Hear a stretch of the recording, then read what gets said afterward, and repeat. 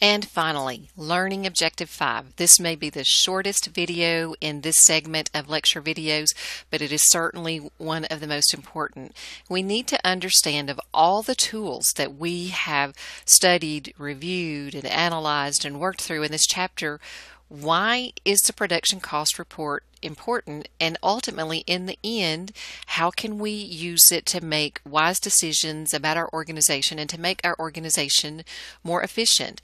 So once again, even if you never become an accountant, you may use these production cost reports to help make your organization more efficient. So how can this be done? Your book breaks it down into a couple of different principles. First of all, controlling cost.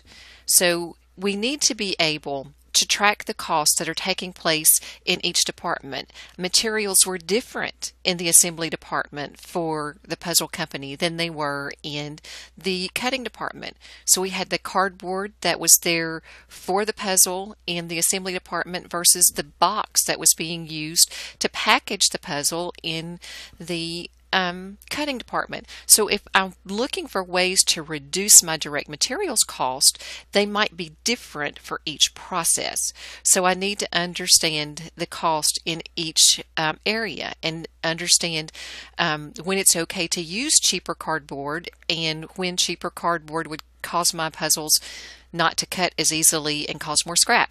Right, so we use the cost production report to analyze what are the costs of our materials compared to what we thought they were going to be. The same thing for labor. If I want to try to control my labor cost, it doesn't simply mean let's pay people less or let's hire cheaper employees. Using the this process cost report, I might be able to discern that a higher paid, more skilled labored person might be able to do the job more efficiently, thus cutting the amount of time that my machines run and the amount of overtime and the number of hours that they work. Okay, but I need to be able to trace those costs because labor in the cutting department might be different than the labor in the assembly department. So I have to get a grip on how to track those costs and how to evaluate them. Also, we might want to examine what could I do to make my equipment be more efficient and how could I reduce those potential manufacturing overhead costs that come with my equipment. It all comes from being able to understand where those manufacturing overhead costs came from, what was driving them, how they were being allocated. All of this is in the production cost report.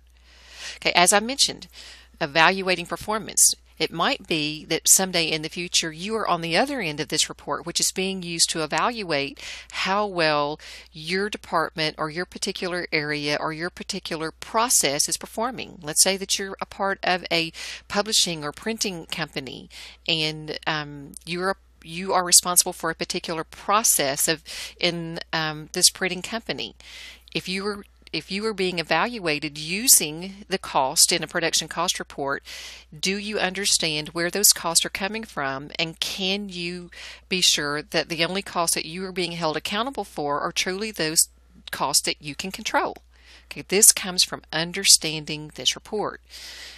Pricing your products. Obviously, we can't wait until we have finished the product to say, it cost me $5.30 per unit, so I need to sell it for at least $5.35 to make a profit.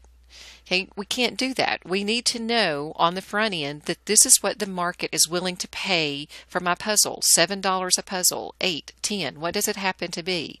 And then I need to be able to predict, budget, what it's going to cost me to make this puzzle. Can I make it within the parameters of covering my cost and my potential profit? If I can't, I don't need to jump into this endeavor. So it's very important for us to use the production cost report to estimate what we think the costs are going to be in each process, and then compare those costs to each process to see if they're what we thought they should be. If not, we may have to consider repricing our product or completely removing it from our production process. And that's the next step, identifying the most profitable. So obviously, if we have a very profitable product that the market is willing to purchase, then this is the product that we need to push through our organization. And the other products that are less profitable, maybe we need to examine what we can do to minimize the cost involved in those particular products to make them more profitable. And then as an accountant, those of you who do follow this route will pull the information from these process cost reports through our database into our financial statements to track what our true profitability is for manufacturing our product and all of the other administrative costs that go with it.